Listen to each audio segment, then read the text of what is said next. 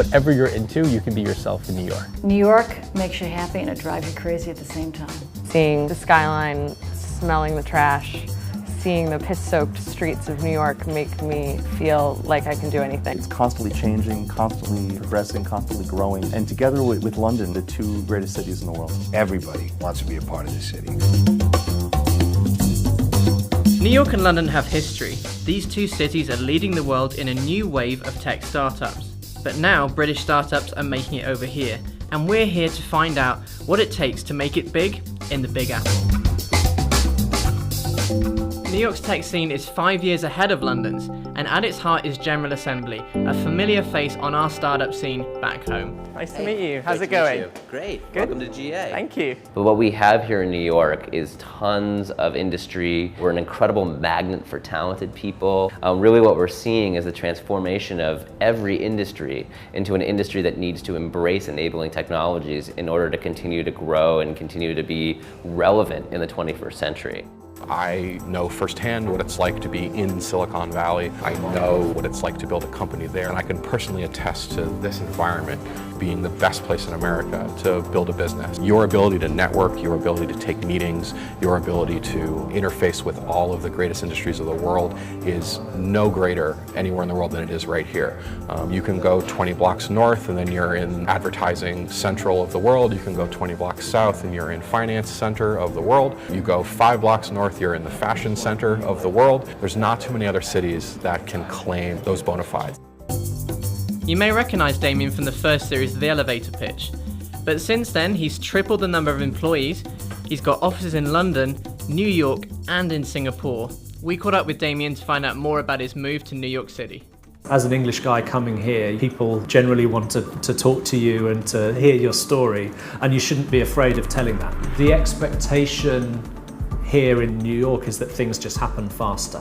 So whether that's waiting in line for a coffee or waiting to receive a term sheet, there is more of a hustle that happens here in New York than there is in London. And how important is your US operation going to be to Glow as a whole? Just being on the radar of any strategic buyers, any growth funds, to have a solid business in the US is absolutely critical. As a tech company, if you're able to work with 50% of the internet users in the UK versus 50% in the US, you're looking at a 10x difference. How's the coffee? So the coffee, it can be great, but it can be really awful. The standard coffee here is pretty bad. You've got to really hunt out the good spots. So Trevor, who we're meeting for lunch, is a very good friend of mine. He helped me understand what it means to live in Manhattan and where to live. New York, it's very unique in terms of the areas that exist. They're very, very different. And despite the fact they may be half a mile apart, they actually have very, very different looks and different feels. Deciding where you want to live is probably the hardest decision that you'll make when you come to New York. People tend to congregate where we are, which is around West Village. It's got bars and restaurants, but it's just got a really nice little village feel. You can have a very nice lifestyle there, but it's actually pretty quiet and pretty nice. Hot dog. So you're in love. So is the Cannibal Dog, get 2 of those? 2 per order. That is amazing.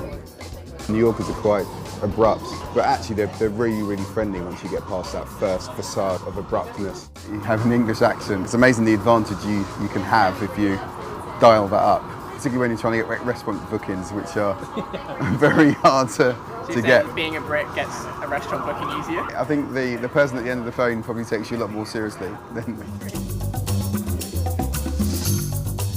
Next we travelled uptown to meet Blipper, another British success story. Here's Lisa.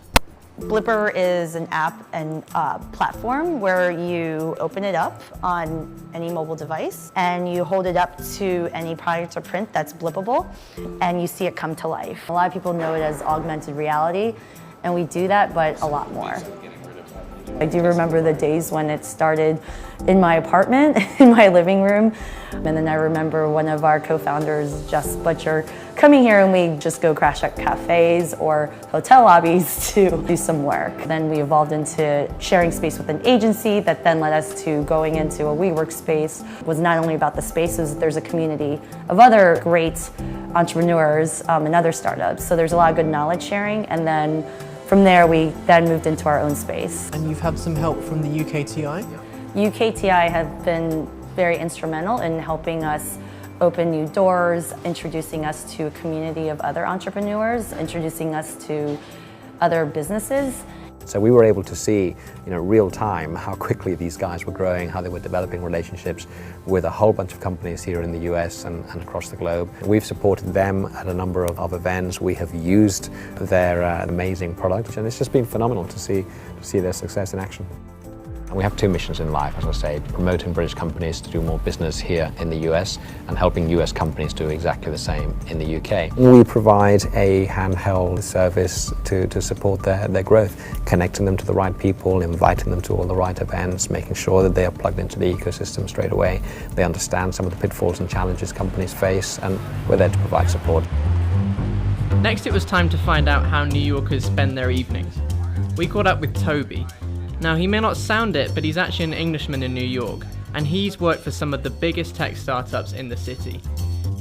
And walk me through, a typical Thursday, Friday night. You've just finished work at Page. How do you end up here? Typically, probably frustrated after a long week, migrating here at 6 o'clock with a couple colleagues and just starting the night here before going somewhere more serious and a little more lively. What would be your perfect day in New York? The food is amazing. There are great drinks you can have. You can meet so many interesting people from all walks of life. So I would just say a day spent eating, drinking, talking to new people that I've never met before.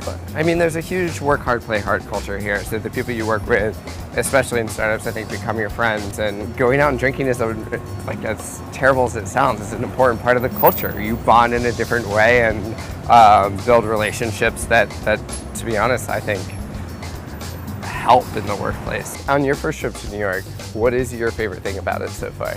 London is like a series of villages that are attached to each other by accident, whereas New York feels like more of a continuous city. How the hell does startup land in New York work? Where are our people?